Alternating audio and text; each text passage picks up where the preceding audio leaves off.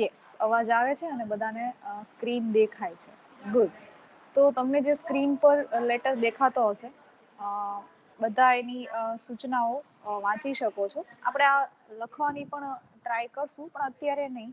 અત્યારે ખાલી તમે લેટરને સમજો, પછી તમે પ્રેક્ટિસમાં આ લેટર હું તમને આ જ ટાઈપનું એક આપીશ કે જે તમારે અસાઇનમેન્ટ ટેબમાં લખી અને મોકલવાનો રહેશે. જૂના અસાઇનમેન્ટના જે લોકોને હજી સુધી માર્ક્સ કંઈ નથી મળ્યું એ મળી જશે. બરાબર. હજી ઘણા બધા વિદ્યાર્થીઓ એવા છે કે જે સબમિટ નથી કરતા કે લોગિન નથી થયા. એટલે એ બધા થઈ જાય પછી હું એક સાથે જ બધાને માર્ક્સ ને બધું મોકલીશ. બરાબર. એટલે તમારે તમારું લખવાનું છે એ શરૂ રાખવાનું રહેશે. તમને જે સૂચના દેખાય છે, આપણે આની પહેલા પણ વાત થઈ ઇન્ડિવિજ્યુઅલ રિપોર્ટમાં, કે તમને જે સૂચના આપેલી છે એમાંથી જ તમારે અડધો રિપોર્ટ તો તૈયાર થઈ જાય છે. બરાબર. સૂચના તમે જો ધ્યાનથી વાંચો તો બધું જ તમને એમાં ડિટેલ્સ મળે છે. જેમ કે અહીંયા તમને એક સૂચના આપી છે, The Gift Gallery Corporation Limited find that there is a considerable decline in the sales of their gift articles during the last 1 year. Gift gallery નામની એક જે કંપની છે એની આ વાત કરે છે. બરાબર. તો આપણને જોતા ખબર પડી. પેલું આપણે ટાઇટલ શેનું બનાવશું, હેડલાઇન શેનું બનાવશું, તો ગિફ્ટ ગેલેરી કોર્પોરેશન લિમિટેડ. બીજી વસ્તુ કે અહીંયા કે જો ગિફ્ટ ગેલેરી કોર્પોરેશનનું તમને એડ્રેસ નથી આપેલું. બરાબર. તો જો એડ્રેસ આપેલું નથી તો મતલબ શું થયો કે તમે જ્યારે લેટર હેડ બનાવશો ત્યારે તમે એડ્રેસ તમારી જાતે બનાવશો. બરાબર. અહીંયા ખાલી કંપનીનું નામ તમને આપેલું છે. આની પહેલા આપણે જેટલા લેટર જોયા એમાં બધામાં તમને કંપનીનું એડ્રેસ આપેલું હતું.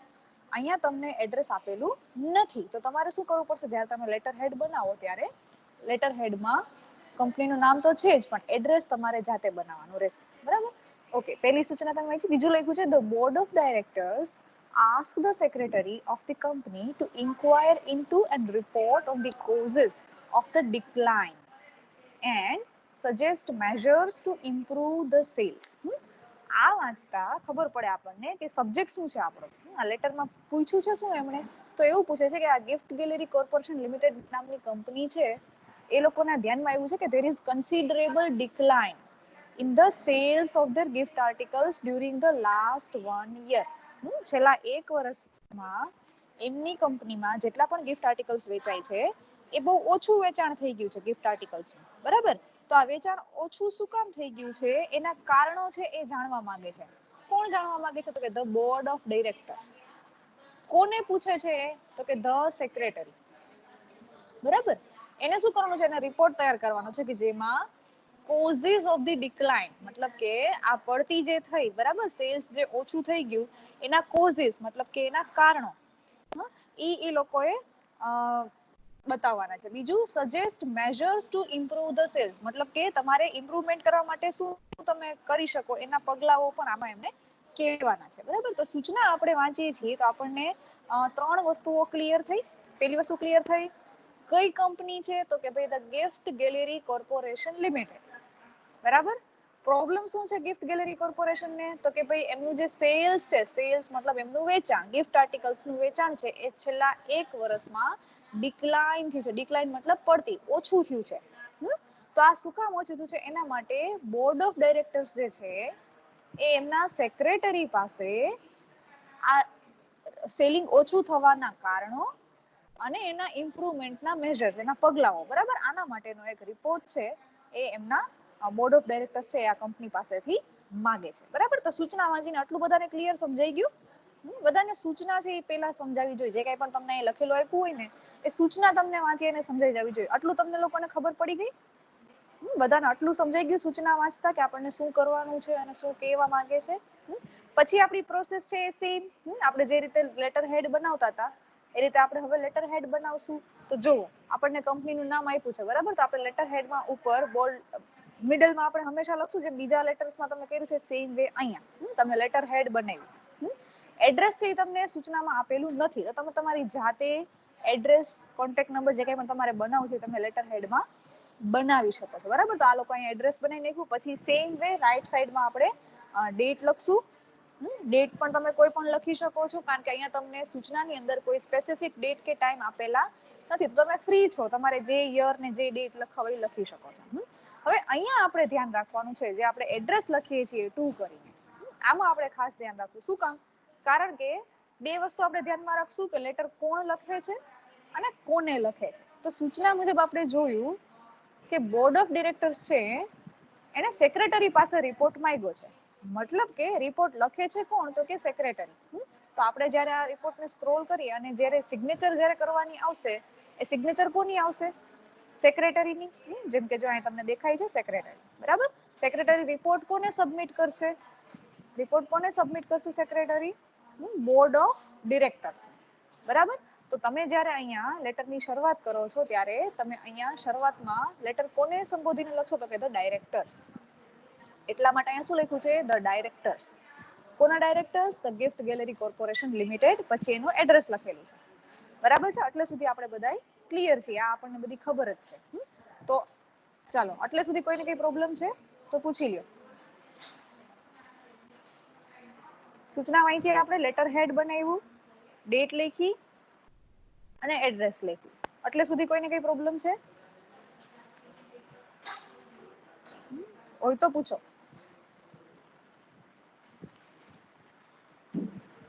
કોઈને કઈ પ્રશ્ન નથી ને? તો આપણે આગળ વધીએ.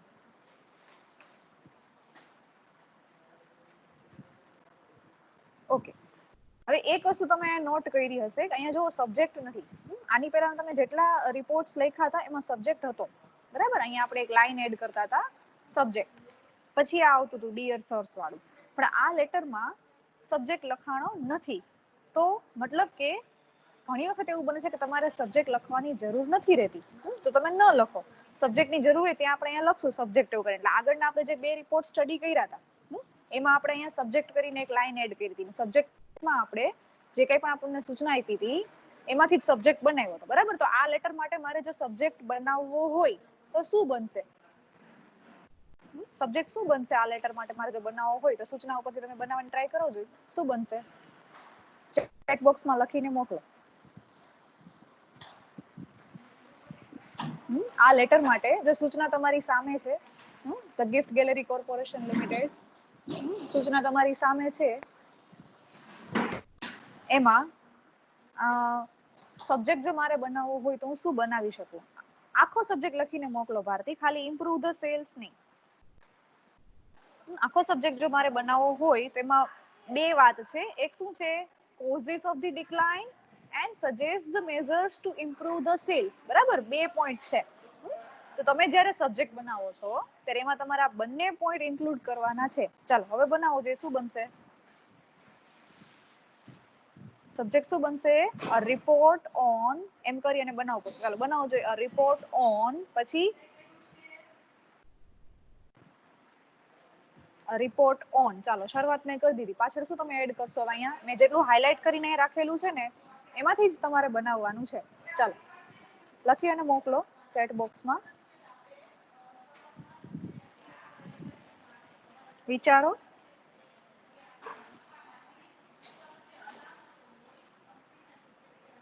રિપોર્ટ ઓન, પછી જો the causes of the decline. Okay, causes of the decline સુધી બરાબર છે. પણ પછી જે આ છે suggest measures to improve the sales, એમાં આપણે આ જે વર્ડ છે ને સજેસ્ટ મેઝર્સ, એ આખે આખો નહીં લખીએ, બરાબર. આપણે શું લખશું? A report on the causes of the decline, એટલે સુધી.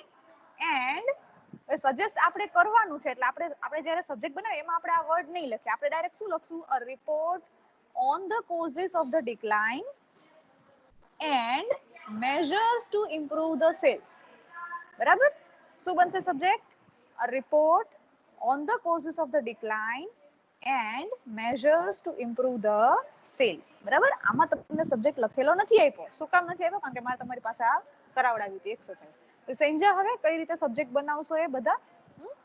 આપણે કયો વર્ડ એડ કરવાનો? સજેસ્ટ નામનો વર્ડ તમને સૂચનામાં આપેલો છે, એ જ આપણે સેમ ટુ સેમ અહીંયા લખશું નહીં, એને આપણે કાઢી નાખશું. એની જગ્યાએ ડાયરેક્ટ એને કાપી અને પછી જે વધ્યું એ આખે આખું લખી નાખવાનું, બરાબર. રિપોર્ટ, જો અહીંયા આપ્યું છે report on the causes of the decline and measures to improve the sales, બરાબર. રાઈટ સરફરાઝ, સાચું છે. ડેડલાઇન નહીં આવે, ડિક્લાઇન આવશે. બાકી બધું બરાબર છે. મેઝર્સનો અને ડેડલાઇન આ બંને સ્પેલિંગ ખોટા છે, એ સુધારવાના છે, બરાબર. ચાલો એટલે સુધી બધાને સમજાઈ ગયું ને? સબ્જેક્ટ આ રીતે આપણે બનાવ્યો. હવે આપણે બધા જ રિપોર્ટમાં જોયું હતું કે એની શરૂઆત જે છે ને એ થોડીક પ્રિલિમિનરી ઇન્ફોર્મેશન આપી અને કરવાની હોય છે, બરાબર. પ્રિલિમિનરી ઇન્ફોર્મેશન મતલબ શું, તો કે તમે કોઈ પણ રિપોર્ટ લખવાનું શરૂ કરો તમે થોડો બેકગ્રાઉન્ડ ડેટા આપશો.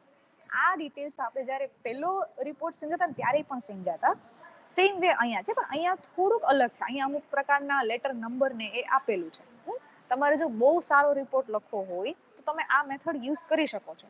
નથી ફાવતું તો ફરજિયાત નથી, બરાબર. પણ જો લખો તો સારું છે. જો જેમ કે અહીં લખ્યું છે, dear sirs, I was asked by the board of directors to find out why the sales of the gift articles have fallen by 30% over the past 1 year in Kutch and Saurashtra by your letter number GGCL sales 196/2016-17 dated 2nd October 2017. જે એને subject બનાવ્યો, જે સૂચના આપી છે એ જ same to same વાત એને અહીંયા લખેલી છે, પણ થોડાક અલગ શબ્દો, બરાબર. કઈ વસ્તુ એને મેન્શન કરી, તો કે ભાઈ મને બોર્ડ ઓફ ડાયરેક્ટર્સે પૂછ્યું હતું, એટલે એને ઇંગ્લિશમાં શું લખ્યું, I was asked by the board of directors. શું પૂછ્યું હતું, to find out why the sales of the gift articles have fallen. Gift આર્ટિકલ્સનું વેચાણ કેમ ઘટી ગયું છે, કેટલા ટકા ઘટી ગયું છે. હવે જો અહીંયા 30% જે લખેલું છે એ તમને સૂચનામાં નથી આપેલું. તમે જ્યારે વાંચી સૂચના ત્યારે અહીંયા જુઓ, તમને સૂચનામાં ક્યાંય નથી આપ્યું કે કેટલા પર્સન્ટેજ વેચાણ ઘટ્યું છે, અહીંયા આપેલું નથી. તો તમે ફ્રી છો અહીંયા તમારી રીતે પર્સન્ટેજ ઓફ સેલ્સ લખવા માટે. તો અહીંયા એની જાતે એને અહીંયા 30% એવું લખી નાખ્યું છે. કયા લેટરથી એમને આ સૂચના આપવામાં આવી હતી, લેટર નંબર અને ડેટ એને અહીંયા લખ્યા છે. તમને જો આ ન ફાવે તો તમારે આ લેટર નંબર વાળી જે આ મેથડ છે એ ટ્રાય કરવાની નથી. આપણને એમ ફાવે કે આપણને ભાઈ એક લાઈન લખતા આવડે છે કે આઈ was asked by the board of directors to find out why the sales of the gift articles have fallen in our Kutch and Saurashtra branches. તો એટલું જ લખવાનું, બરાબર. પછી આગળ ઇન્ટ્રોડક્શન તમે આપી દીધું, હવે તમે આગળ વધો છો. હવે એમાં તમને જુઓ, આખા રિપોર્ટમાં અમને તમને બે વાત લખવાની કીધી છે. એક શું કીધું છે કે શું કામ સેલ્સ ઘટી ગયું, તેની તમારે તપાસ કરવી પડે, એનું કારણ તમારે જાણવું પડે. અને પછી શું કીધું છે કે સેલ્સને તમે ઇમ્પ્રૂવ કઈ રીતે કરશો, તો એના તમારે પગલાઓ જે કંઈ પણ આપણે લઈ શકીએ, મેજર્સ, એ તમારે કહેવાના છે. તો આખો રિપોર્ટ તમે જોશો ને એને 3 પાર્ટમાં ડિવાઈડ કરેલો છે. જો આવું તમે કરી શકો છો ને, આ બહુ સ્ટાન્ડર્ડ અને સારું ફોર્મેટ છે, બરાબર. એટલે જોજો. જો પહેલો પાર્ટ એને પાડ્યો છે ઇન્વેસ્ટિગેશન્સ હેલ્ડ, મતલબ કે એમણે આજે કંઈ પણ આપણે સેલ્સમાં ડિક્લાઇન થયું છે એના માટે એમને શું તપાસ કરી એનું એને અહીંયા મેટર્સ લખ્યા છે 3 પોઈન્ટમાં. પછી સેકન્ડ પોઈન્ટમાં આપ્યું છે એને ફાઇન્ડિંગ્સ, કે એને શું રિઝલ્ટ મળ્યું, બરાબર. આટલો ટાઈમ એમને જે કંઈ પણ આ તપાસ કરી આખી સૌરાષ્ટ્ર અને કચ્છના એરિયામાં કે જ્યાં એમના ગિફ્ટ આર્ટિકલનું વેચાણ છે એ ઘટી ગયું હતું, બરાબર. તો એના માટે એમને શું તપાસ કરી એ, અને પછી સેકન્ડ પોઈન્ટ આવ્યો ફાઇન્ડિંગ્સ, બરાબર. એને આટલા કારણો મળ્યા. તો તમને ઇન્વેસ્ટિગેશન અને ફાઇન્ડિંગ્સમાં શું ડિફરન્સ થયું એ કઈ રીતે ખબર પડશે. ઇન્વેસ્ટિગેશન્સ મતલબ કયા એરિયાઝ ઉપર તપાસ કરશે, તો એને આ 3 પોઈન્ટ ઉપર ધ્યાન રાખી અને તપાસ કરી. તપાસ કરેલી 3 પોઈન્ટ ઉપરથી એને આટલા ફાઇન્ડિંગ્સ મળ્યા, જે ફાઇન્ડિંગ્સના ટેબમાં એને લખેલું છે, બરાબર છે. આટલા એને ફાઇન્ડિંગ્સ મળ્યા. પછી ત્રીજો પાર્ટ જે આપ્યો છે એને શું આપ્યો છે, રિકમેન્ડેશન. રિકમેન્ડેશન્સ મતલબ એને કીધું હતું કે આપણું સેલ્સ આપણે કઈ રીતે ઇમ્પ્રૂવ કરી શકીએ એના સજેશન તમે આપજો. તો ત્રીજા પાર્ટમાં એને લખ્યું રિકમેન્ડેશન્સ. તો તમે પણ તમારા લેટરમાં આ રીતે 3 પાર્ટ પાડીને લખી શકો. જો તમને આવો કોઈ લેટર પૂછાય કે જેમાં તમને એમ કીધું હોય કે તમે અમને ડિક્લાઇન માટેના જે કંઈ પણ કારણો છે એ અને ઇમ્પ્રુવમેન્ટ માટેના જે કંઈ પણ મેજરમેન્ટ છે એ આપો, તો તમે આ રીતે લેટરમાં 2 ભાગ પાડી શકો છો, બરાબર. હવે જો ઇન્વેસ્ટિગેશન્સ હેલ્ડ, એને શું તપાસ કરી હતી લેટર, મતલબ સેલ્સ માટે થઈને તપાસ એને 3 પોઈન્ટ ઉપર કરી. પહેલી વસ્તુ એને શું ચેક કરી, તો કે I interviewed a number of our leading wholesalers and retailers and also customers who were very happy and helpful in explaining how and why the sales have been affected. મતલબ કે એમને કસ્ટમર્સને, હોલસેલર્સને, રિટેલર્સને પૂછ્યું કે ભાઈ તમને અમારા સેલ્સથી ફાયદો થાય છે કે નથી થતો, તમારે ત્યાં કેટલું વેચાણ થાય છે. કસ્ટમર્સને એ પૂછ્યું ભાઈ તમને મારા ગિફ્ટ આર્ટિકલ્સ ગમે છે કે નહીં. આ રીતે એને સેલ્સ માટે આખી ચર્ચા કરી આ 3 લોકો સાથે. કોની સાથે, હોલસેલર્સ, રિટેલર્સ એન્ડ કસ્ટમર્સ, બરાબર. તો પેલું કામ એને ઇન્ટરવ્યુ લેવાનું કર્યું, બરાબર. એને કામ શું કર્યું હતું, interviewed a number of wholesalers, retailers and customers. પેલું એને ઇન્વેસ્ટિગેશન કર્યું. બીજું શું કર્યું, આઈ ઓલ્સો ટૂર્ડ મતલબ પ્રવાસ કર્યો. the whole of Kutch and Saurashtra area to meet and talk to a cross section of the target group to assess the popularity of our products. મતલબ કે આપણી જે પ્રોડક્ટ્સ છે, આપણા ગિફ્ટ આર્ટિકલ્સ છે, એ લોકોને કેટલા ગમે છે કે કેટલા નથી ગમતા એનું એસેસમેન્ટ કરવા માટે થઈને એમણે શું કર્યું, ટૂર કરી અને એ જગ્યાએ પ્રવાસ કર્યો. કારણ કે પ્રવાસ કરે તો જ બધા એને મળી શકે અને મળે તો જ ઇન્ટરવ્યુ થાય, બરાબર. ત્રીજું એને શું કર્યું, I also used questionnaires to get the opinion of the general public. જો તમે ક્વેશ્ચનરનો ટોપિક આની પહેલા ભણી ગયા છો, બરાબર, ભલે હજી થોડું ઘણું નહીં ફાવતું હોય, આપણે એને ફરીથી સમજશું, પણ ક્વેશ્ચનરનો ઉપયોગ મેં તમને કીધું હતું કે આપણે સર્વે કરવા માટે કરી શકીએ. તો તમે જ્યારે પણ પ્રેક્ટિકલી ક્યાંય પણ નોકરી માટે જાઓ છો અને તમને આવો કોઈ રિપોર્ટ આપવાનું તમારા ઉપરી અધિકારી જો કહેતા હોય, તો તમે પણ આ રીતે કરી શકો. તમે શું કરી શકો, ક્વેશ્ચનરી તૈયાર કરી શકો.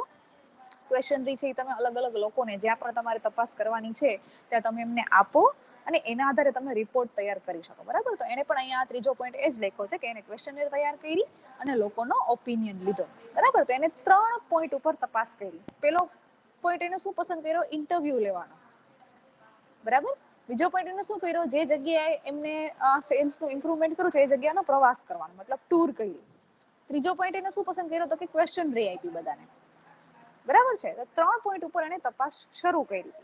આ તપાસ કરતા એને નીચે મુજબના ફાઇન્ડિંગ્સ મતલબ રિઝલ્ટ મળ્યા. તો શું ફાઇન્ડિંગ્સ મળ્યા એને, તો એને લખ્યું છે, I found that there is a lack of effective advertising. પેલું રીઝન આપ્યું એને, શું આપ્યું, ઇફેક્ટિવ એડવર્ટાઇઝમેન્ટની લેક છે, મતલબ કે આપણે ઇફેક્ટિવલી એડવર્ટાઇઝમેન્ટ કરતા નથી, આ એરિયામાં આપણી પ્રોડક્ટનું એડવર્ટાઇઝિંગ નથી થતું, બરાબર. તો પેલો પોઈન્ટ લખ્યો એને.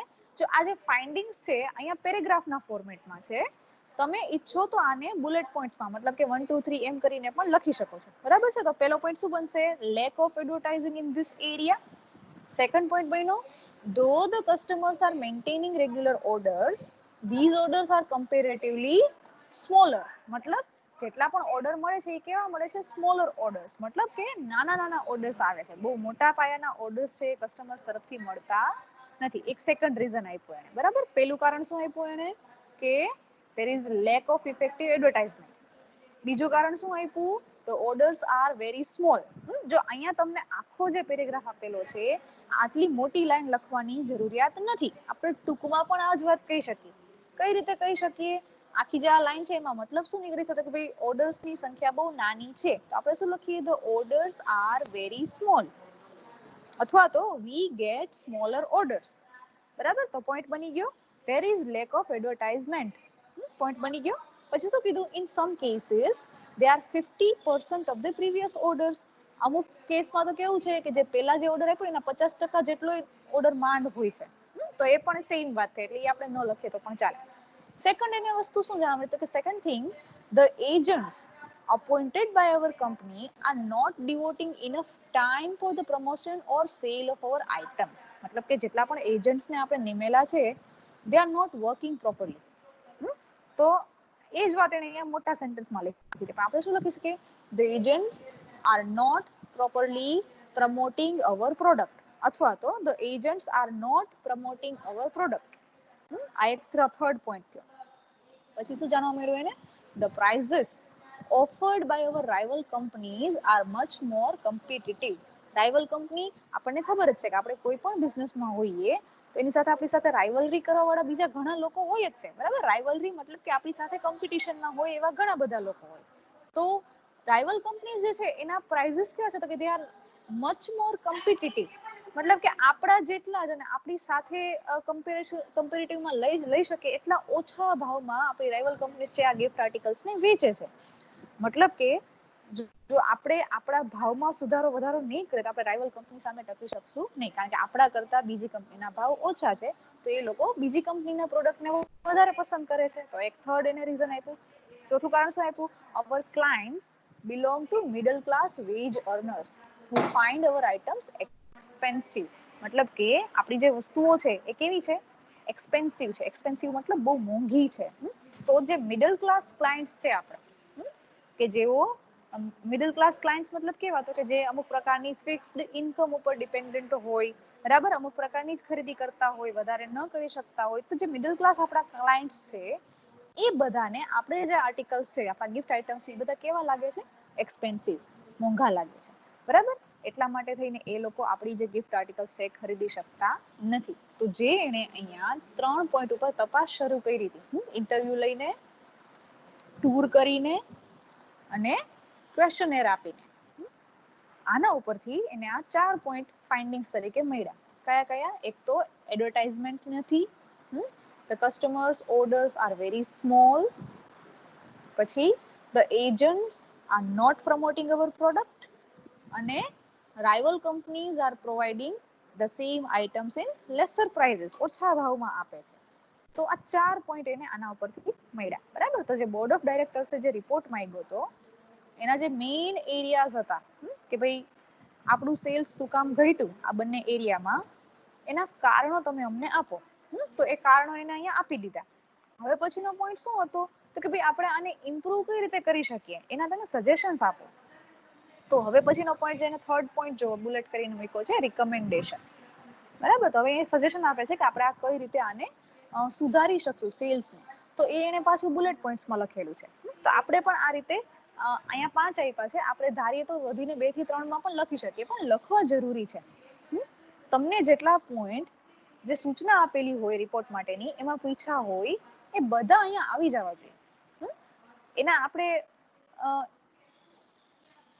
બધા જ પોઈન્ટ્સ આપણે અહીંયા ઇન્ક્લુડ થાય એ રીતે લખશું. પહેલું રિકમેન્ડેશન આપ્યું છે એને, we must appoint new agents who are very enthusiastic. જો આ એને રિકમેન્ડેશન શું કામ આપ્યું? કારણ કે પેલા જે એજન્ટ્સ એમને પસંદ કરેલા છે એ કેવા છે? They are not working properly. એટલે શું કે છે એ કે ભાઈ જૂના એજન્ટ્સને કાઢીને નવા એજન્ટ્સને અપોઇન્ટ કરો, બરાબર? તો we must appoint new agents. Second point આપ્યો, we must advertise our products through posters and local TV channels. શું કરશે ઈ? કે ભાઈ જે કાંઈ પણ આપણી પ્રોડક્ટ છે એની એડવર્ટાઇઝમેન્ટ નથી થતી. એક પોઈન્ટ અહીંયા હતો ને રિકમેન્ડેશનમાં, અહીંયા કે ભાઈ લેક ઓફ એડવર્ટાઇઝમેન્ટ. તો એનું ઇમ્પ્રુવમેન્ટ માટે એને શું સજેશન આપ્યું? We must advertise our products. Advertise કરશે, સેકન્ડ પોઈન્ટ આપ્યો. થર્ડ પોઈન્ટ શું કીધો? We must offer a price cut on larger orders. મતલબ કે જો તમારો ઓર્ડર છે એ મોટો હોય, 50% થી પણ વધારે હોય, તો આપણે એમાં પ્રાઇસ કટ મતલબ એક પ્રકારનું ડિસ્કાઉન્ટ આપવું જોઈએ.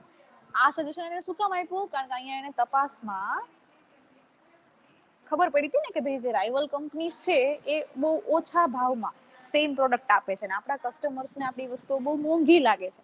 તો એના આધારે જ એને અહીંયા સજેશન આપ્યું કે price cut on larger orders. મતલબ કે મોટું જો કોઈ વસ્તુ લેતા હોય, ઓર્ડર આપતા હોય, તો આપણે એને ઓછા ભાવમાં વસ્તુ આપશું. પછી શું કીધું એને? We must offer extended guarantee on our products. Guarantee, warranty આપણને ખબર જ છે. We must introduce new and innovative gift items to attract the customers. કસ્ટમર્સને એટ્રેક્ટ કરવા માટે we must introduce new items, નવી વસ્તુઓ પણ આપણે ઇન્ટ્રોડ્યુસ કરીએ. આટલા સજેશન આપ્યા પછી એને શું લખ્યું? આઈ realise that we must invest more capital to manufacture attractive articles. જો ગિફ્ટના બિઝનેસમાં આપણે ટકવું હોય તો આપણી રાઇવલ કંપનીઝ કરતા વધારે સારી એટ્રેક્ટિવ ગિફ્ટ આઇટમ્સ આપણે મેન્યુફેક્ચર મતલબ કે બનાવવી પડશે. અહીંયા તમે એક વસ્તુ ધ્યાનમાં તમને જો આવી હોય તો ખાસ, કે જે પણ આપણા ફાઇન્ડિંગ્સ હોય, ઇન્વેસ્ટિગેશન કર્યા પછીના જેટલા પણ આપણા ફાઇન્ડિંગ્સ હોય, એને અનુસંધાનમાં જ આપણા રિકમેન્ડેશન્સ હોવા જોઈએ, બરાબર?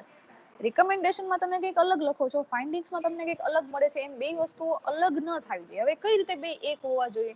તો જો અહીંયા આપણે આવ્યું ને ફાઇન્ડિંગમાં, એને શું ખબર પડી કે ભાઈ એડવર્ટાઇઝમેન્ટની ખામી છે, તો એને સજેશનમાં શું લખી નાખ્યું? વી મસ્ટ એડવર્ટાઇઝ. સમજાય છે બધાને? કઈ રીતે બંને એક લખશો તમે? જે કાંઈ પણ તમને ફાઇન્ડિંગ્સ મળ્યા હોય એના આધારે જ તમારું રિકમેન્ડેશન તમારે લખવાનું છે. મતલબ કે અહીંયા ખબર પડી એને કે ભાઈ એડવર્ટાઇઝમેન્ટ પ્રોપર નથી થતી, તો એણે સજેશનમાં લખ્યું કે વી મસ્ટ એડવર્ટાઇઝ.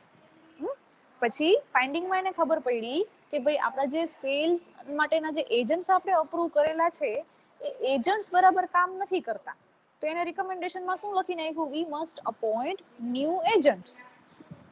સમજો છો ને બધા શું કહેવા માંગુ છું હું? એ બધાને ખબર પડી બંને કઈ રીતે એક એક સાથે કઈ રીતે મેચ થવા જોઈએ?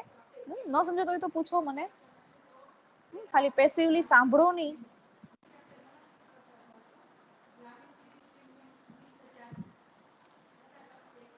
ચાલો, સમજાય છે બધાને?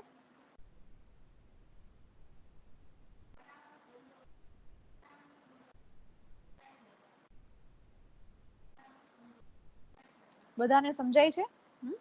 બધાય વતી કોઈ એક જવાબ નહીં દે, બધાય વતી બધાય જવાબ દેશે. પોતપોતાની જવાબદારી પોતપોતાએ લઈ અને આન્સર આપવાનો છે. સમજાય છે?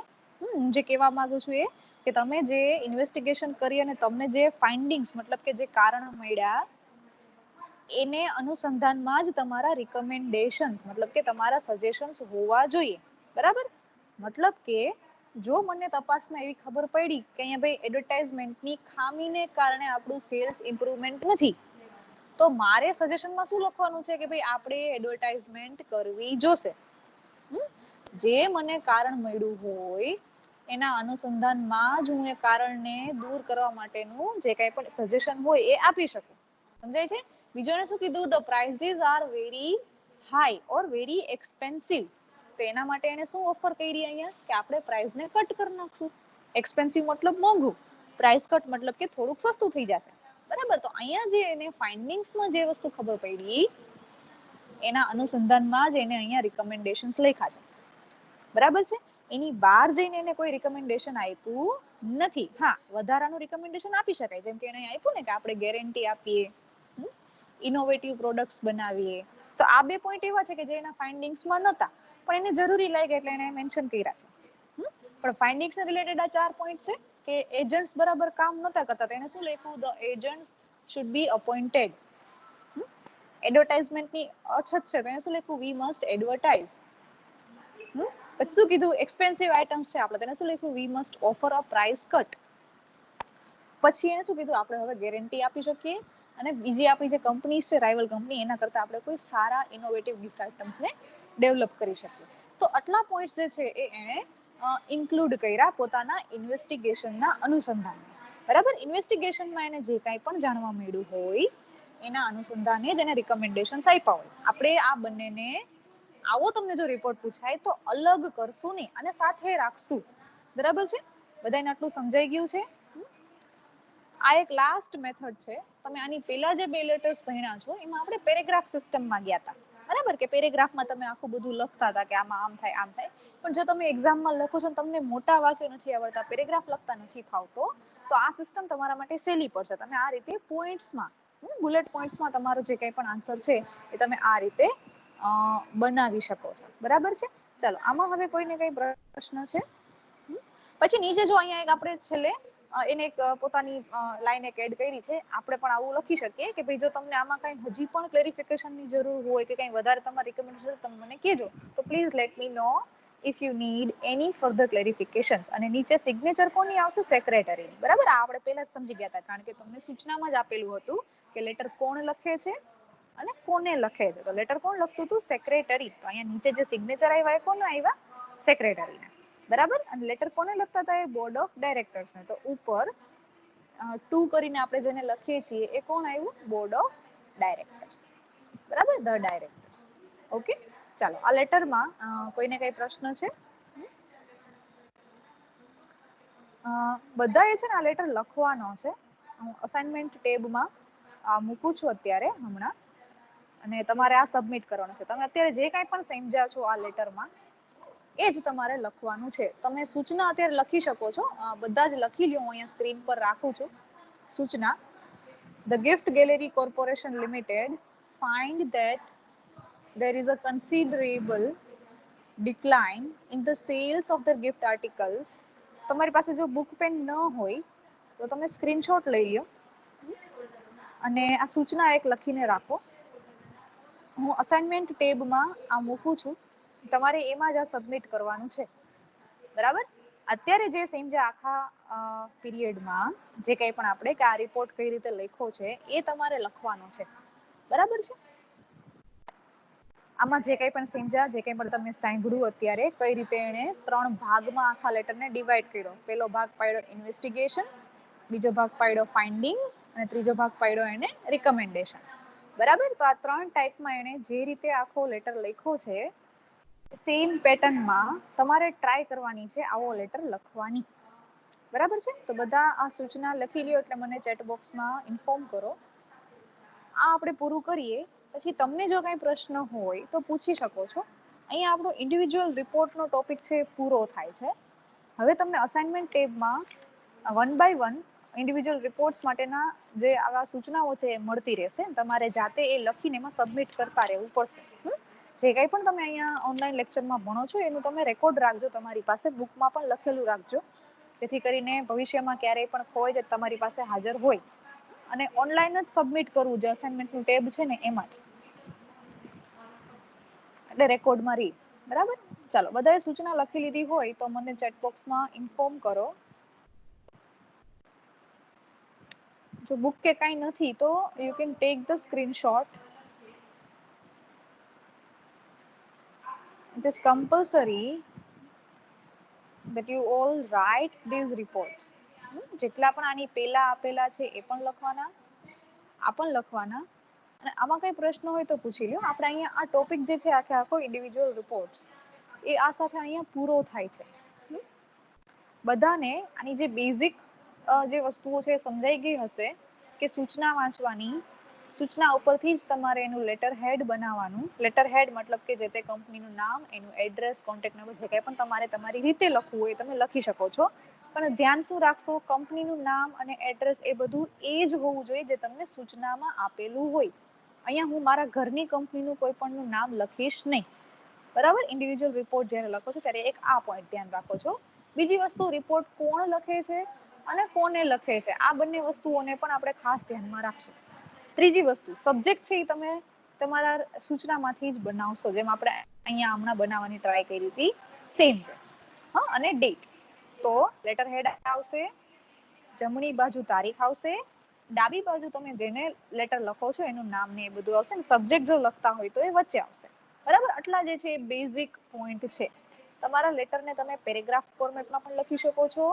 પેરેગ્રાફમાં નથી લખવો તો તમે આ રીતે, જેમ આ લેટર મેં તમને બતાવ્યો એમ તમે એના પાર્ટ પાડીને પણ લખી શકો છો. અને છેલ્લે રાઈટ સાઈડમાં આવશે જે તે વ્યક્તિના સિગ્નેચર, મતલબ કે જે વ્યક્તિ લેટર લખતો હોય, રિપોર્ટ લખતો હોય એના સિગ્નેચર. બરાબર છે. તો આટલી વાત સાથે બધા ક્લિયર હોય અને કોઈને કઈ પ્રોબ્લેમ ન હોય તો આપણે આ ટોપિક છે અહીંયા પૂરો કરીએ છીએ. તમે જો રિપોર્ટ લખવા બેઠા હોય ને કઈ પ્રશ્ન થાય કે ભવિષ્યમાં કઈ યાદ ન રહે તો આપણે એનું ફરીથી જ્યારે રિવિઝન કરશું ત્યારે તમે મને પૂછી શકો છો. અત્યારે કઈ પ્રશ્ન હોય તો પૂછી લ્યો. કોઈને કઈ પ્રશ્ન છે?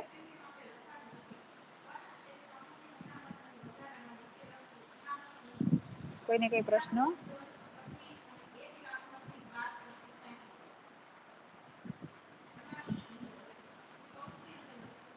સિપાઈ મોગલ સરફરાઝ હેન્ડ રેઝ કર્યો, કઈ ક્વેશ્ચન હોય તો બોલ. હા બોલો. મેમ એ રિપોર્ટ બરોબર રિપોર્ટ સમજે તો કે બરોબર, હજી એક કન્ફ્યુઝ છે કે રિપોર્ટ ને લેટર માં આમાં ફેર શું પડશે? બધી સેમ જ લાગે છે. હા, બે સેમ જ છે, કઈ ફેર નથી પડતો. મેં તમને આની જ્યારે આપણે પહેલો પીરિયડ લીધો ત્યારે સમજાવ્યું હતું કે રિપોર્ટનું ફોર્મેટ અને લેટરનું ફોર્મેટ બે સરખા છે. પણ લેટરમાં તમે લોકો જો ભૂલી ગયા હોય કદાચ, એટલે તમને યાદ નહીં હોય, તમે જ્યારે લેટર લખતા હતા ને ત્યારે તમે એમાં કઈ ડિટેલ્સ લખતા હતા? તમારે જે વસ્તુનો ઓર્ડર કરવો છે, મતલબ કે મારે જો આ ગિફ્ટ ગેલેરી કોર્પોરેશન લિમિટેડ પાસેથી ગિફ્ટનો ઓર્ડર કરવો હોય તો એ બધી ડિટેલ્સ હું આ લેટરમાં લખતી હતી. અહીંયા તમે શું કરો છો? ઓર્ડર નથી કરતા. તમે શું કરો છો? તમે અહેવાલ લખો છો કે કેટલું વેચાણ થયું, વેચાણમાં શું કામ કમી આવી, કઈ રીતે આપણે આ વેચાણને સુધારી શકીએ. ફેર ક્યાં પડે છે? ખાલી અંદરની ડિટેલ્સમાં. બાકી એનું ફોર્મેટ સેમ ટુ સેમ છે. લેટરમાં શું થતું હતું? તમારે જેને ઓર્ડર કરવો છે એ કંપનીને તમે તમારા ઓર્ડરની ડિટેલ લખતા હતા. મતલબ તમને લોકોને જો યાદ હોય લાસ્ટ આપણે યર જે કંઈ સમજાતા બિઝનેસ કમ્યુનિકેશનમાં કે ભાઈ લેટર તમે જે માની લો નવનીત બુક પબ્લિકેશનને તમે લેટર લખતા હતા ઓર્ડર માટે, તમે એમાં બુકના ડિવિઝન પાડ્યા હતા કે ભાઈ ચિલ્ડ્રન બુક આટલી જોઈએ છે, સિલેબસની બુક આટલી જોઈએ છે, આટલી ક્વોન્ટિટી જોઈએ છે અને આટલી પ્રાઇસ અમને મંજૂર છે. એ ટાઈપની ડિટેલ્સ તમારા લેટરમાં આવતી હતી. ફોર્મેટ આ જ હતું પણ ડિટેલ્સ અલગ હતી. અહીંયા તમે શું કરો છો? તમે ઓર્ડરની ડિટેલ્સ નથી લખતા. તમે શું લખો છો કે આપણે કઈ રીતે આપણું સેલ ઇમ્પ્રુવ કરી શકીએ, આપણે કઈ રીતે નવી ઓફિસ છે એ બનાવી શકીએ. ફોર્મેટ સેમ રહે છે પણ અંદરનું જે કન્ટેન્ટ છે એ બદલાઈ જાય છે. બરાબર. જો તમારી પાસે જૂની જે બુક પડી હોય બિઝનેસ કોમ્યુનિકેશનની, તો એકવાર બંને સાથે રાખી અને કમ્પેર કરી અને જોજો કે જે જૂના જે કંઈ પણ લેટર્સ હતા એ તમે ઓર્ડર માટે લખતા હતા. કોઈનો ઓર્ડર છે મિસપ્લેસ થઈ ગયો, લેટ ડિલિવરી મળી, તો એના લગતા તમે લેટર્સ લખતા હતા. અહીંયા તમારા સબ્જેક્ટ જે છે એ એવા નથી. અહીંયા સબ્જેક્ટ કેવા છે કે ભાઈ કઈ રીતે આપણે સેલને ઇમ્પ્રુવ કરીએ, કઈ રીતે નવી ઓફિસ છે એના માટેની જગ્યા તમે રિકમેન્ડ કરો, એવા ટોપિક્સ છે.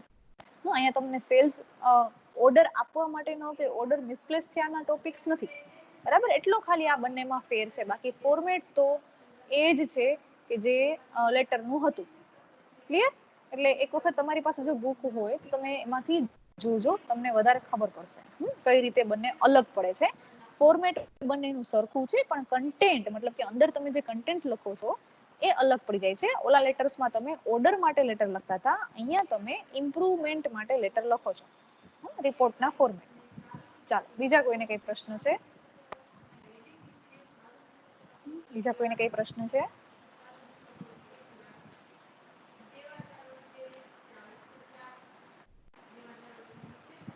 બીજા કોઈને કઈ પ્રશ્ન ન હોય, હા, સબ્જેક્ટ ના લખીએ તો માર્ક કપાશે ના? નહીં કપાય, પણ સબ્જેક્ટ લખવો જરૂરી છે. આ લેટર મેં તમને એટલે જ આજે બતાવ્યો કારણ કે આમાં સબ્જેક્ટ લાઈન લખેલી નહોતી. તો તમારે લખવાનું છે. સબ્જેક્ટ વગર આપણે લેટરને અધૂરો લાગશે, એટલે આપણે સબ્જેક્ટ હંમેશા લખશું. તમારી જે બુક છે ને એમાં દરેક પ્રકારના લેટર તમને આપેલા છે. તો તમે આ બુક અવેલેબલ પણ છે, foundation course in English 5 and 6 ગ્રામરની બુક. એમાં તમારે જો લેટરને સ્ટડી કરવા હોય તેમાંથી પણ કરી શકો છો. તમે તમારી રીતે એકવાર જોજો. દરેક લેટરમાં લેટર હેડ, તારીખ, જેને તમે લેટર લખો છો એનું એડ્રેસ, સબ્જેક્ટ અને લાસ્ટમાં સિગ્નેચર, આટલી વસ્તુઓ કોમન છે અને એ આવવી જ જોઈએ. આને આપણે કાપશું નહીં. ક્લિયર બધાને? આ બધાએ ફરજિયાત લખવાનું જ છે. તમને જે કંઈ પણ એક્ઝામ્પલ તરીકે લેટર્સ આપેલા છે એમાં ભલે ન હોય, પણ તમે જ્યારે લેટર બનાવો છો ત્યારે તમારે એમાં ફરજિયાત આ 5 પોઈન્ટ છે ઇન્ક્લુડ કરવાના. બરાબર. કયા કયા પોઈન્ટ્સ? લેટર હેડ, ડેટ, જેને લેટર લખો છો એ, સબ્જેક્ટ અને સિગ્નેચર. બરાબર છે? ઓકે, ચાલો. બીજા કોઈને કઈ પ્રશ્ન છે? બીજા કોઈને કઈ પ્રશ્ન છે? ન હોય તો આપણે હવે નેક્સ્ટ ટાઈમ ફરીથી જ્યારે મળશું ત્યારે આપણે ટેક્સ્ટ બુક અથવા ગ્રામર બંનેમાંથી કોઈ એકમાં આગળ વધશું. આપણે ક્વેશ્ચનર છે એ પણ હજી રિવાઇઝ કરવાની જરૂર છે, કારણ કે જ્યારે આપણે ક્વેશ્ચનર ભણ્યા હતા ત્યારે બધા જ લોકો કનેક્ટેડ નહોતા. આપણે ગૂગલ ક્લાસરૂમથી જ્યારે ભણતા હતા ત્યારે આપણે ક્વેશ્ચનર ભણ્યા હતા. તો આપણે એકવાર ફરીથી અહીંયા પણ ક્વેશ્ચનર સમજી લેશું, જેથી કરીને તમને એ પણ બનાવતા આવડી જાય. આ ટોપિક્સ છે એ તમને માર્ક્સ સ્કોર કરાવે એવા ટોપિક્સ છે. બરાબર. એટલે આમાં તમે કોઈ ભૂલ ન કરો અને જો જે તમને આપેલું છે ફોર્મેટ, એ ફોર્મેટ તમે પાકું બનાવો તો પણ તમને માર્ક્સ આવે છે. એટલે આની પ્રોપર તૈયારી કરજો. બાકી કોઈને કઈ પ્રશ્ન ન હોય તો આપણે અહીંયા લેક્ચરને પૂરો કરીએ છીએ અને નેક્સ્ટ ટાઈમ આપણે ફરીથી મળશું. બરાબર છે? ચાલો, thank you for joining. You all can live now.